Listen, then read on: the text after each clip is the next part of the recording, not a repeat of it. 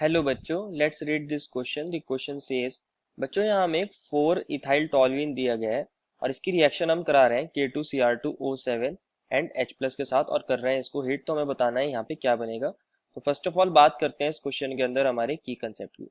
की कंसेप्ट क्या होगा हमारा, जो हमारे पास K2Cr2O7 है बच्चों, वो एक स्ट्रॉन्ग ऑक्सीडाइजिंग एजेंट है। तो यहाँ हमें देखने को मिलेगा ऑक्सीडेशन। और जो हमारे पास बेंजीन रिंग है उसके पास एक बेंजाइलिक कार्बन है और उसके पास एक बेंजाइलिक हाइड्रोजन है। बच्चों अगर हमारे पास कोई बेंजीन रिंग होती है और उसके ऊपर यहाँ कार्बन है और ये हाइड्रोजन है, इस हाइड्रोजन को हम बोलते हैं बेंजाइलिक हाइड्रोजन।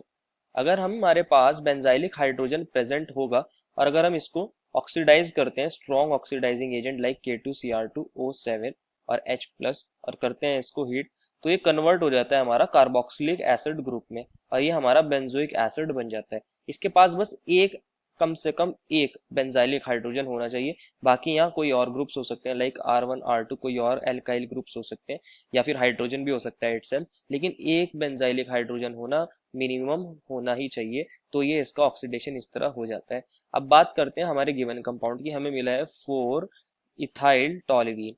ये हमारे पास CH3 ग्रुप है और यहाँ पे हमारे पास CH2CH3 ग्रुप है। बच्चों जब हम इसका बेंजाइलिक हाइड्रोजन का ऑक्सीडेशन करते हैं तो ये इस चीज पर डिपेंड नहीं करता कि हमारी कार्बन चेन कितनी लंबी है, मिनिमम उसके पास एक बेंजाइलिक हाइड्रोजन होना चाहिए, तो वो उसको COH ग्रुप के अंदर कन्वर्ट कर देता है। हम इसको गिवन कंपाउंड को ट्रीट करा रहे हैं K2Cr2O7 और H प्लस के साथ और कर रहे हैं इसको हीट। अगर आप ध्यान दोगे तो ये हमारा बेंजाइलिक हाइड्रोजन प्रेजेंट है इस कार्बन के पास और यहाँ पे भी हमारे बेंजाइलिक हाइड्रोजन प्रेजेंट है। तो ये क्या करेगा, हमारा K2Cr2O7 एक स्ट्रॉन्ग ऑक्सीडाइजिंग एजेंट है, दोनों को ही क्या कर देगा, ऑक्सीडाइज और कन्वर्ट कर देगा इनको COOH ग्रुप के अंदर और यहाँ पे भी हमारा बन जाएगा C double bond OOH group. तो यही हमारा फाइनल प्रोडक्ट बन जाएगा। इसको बोलते हैं हम टेराथेलिक एसिड। ये हमारा कंपाउंड बन रहा है।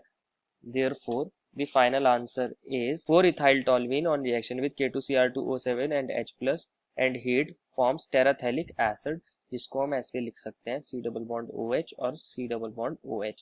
I hope you understood it well and best of luck.